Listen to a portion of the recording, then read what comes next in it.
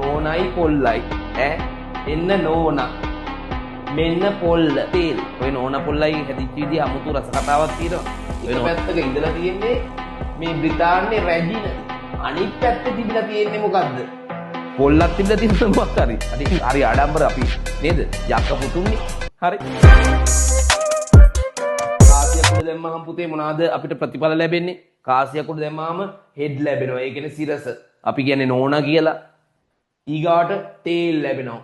පොල්ල කියලා කියන්නේ අපි නේද? නෝනයි පොල්ලයි එන්න නෝනා මෙන්න පොල්ල හෙඩ් ටේල් නේද? Head tales. ඔය නෝනා පොල්ලයි හැදිච්ච විදිහ අමුතු රස කතාවක් තියෙනවා. ඔය නෝනා පොල්ලයි හැදිලා තියෙන පුතේ අපි ඇත්තටම අපි ඔය කියන්නේ මේ නෝනාද පොල්ලද කියලා උඩ දානවා නේ. දැන් නම් සාමාන්‍ය ඉතින් ළමයි භාවිතා වෙන්නේ.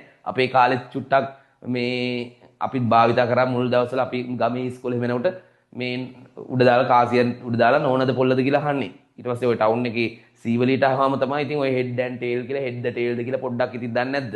හරි. ඉතින් ඔයගොල්ලෝ අම්මලා තාත්තලාත් දන්නවා ඇති ඒ කාලේ නෝනා පොල්ල කියලා තමයි ගොඩක් කියන්නේ. මොකද්ද මේ නෝනා කියලා පොල්ල කියලා කාසිවල නෝනෙක් ඉන්නවද? එක පැත්තක පොල්ලක් තියෙනවද ඇදලා? නෑ. මොකද්ද මේ සිද්ධිය?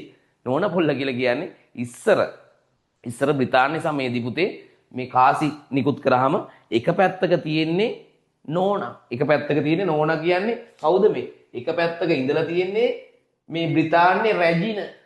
ලස්සන්ට මේ වගේ කොණ්ඩයක් දාගෙන ලස්සන්ට බ්‍රිතාන්‍යයේ රැජින ඉඳලා. ඉතින් අපේ මිනිස්සු අපේ රටේ ඕනිම මිනිස්සු කවුරු හරි දැක්කම නෝනා කියලානේ කියන්නේ. ඉතින් මෙයාට කියලා තියෙන්නේ අපේ රටේ මිනිස්සු නෝනා කියලා. ඉතින් නෝනා ඉන්න පැත්ත තමයි නෝනා කියලා හැදිලා තියෙන්නේ. අනිත් පැත්තේ තිබිලා තියෙන්නේ මොකද්ද? පොල්ලක් තිබිලා තියෙනවද මොකක් හරි? නෑ. පොල්ලක් තිබිලා නෑ. තිබිලා තියෙන්නේ මොකද්ද? පොල් ගහක් තිබිලා තියෙන්නේ. තේරුණාද? පොල් ගහක් තිබිලා තියෙන්නේ. පොල් ගහට පොල් ගහ කියලා කියන්න බැරි හින්දා ඉතින් මිනිස්සු අපේ මිනිස්සු ඕනි දෙයක් කෙටි කරනවනේ.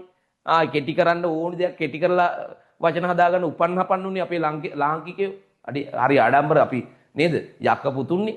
හරි. ඒ නිසා මේ පොල් ගහට තමයි පොල්ල කියලා තියෙන්නේ. මෙයාට නෝනා කියලා මෙයාට පොල්ල කියලා. එහෙනම් ඉතින් අර ලේසිවට තමයි ඔය හදාගෙන තියෙන්නේ නෝනයි පොල්ලයි. හරි. කොහොම තමයි හදිලා තියෙන්නේ. ඒක වෙනම කතාවක්. හරි.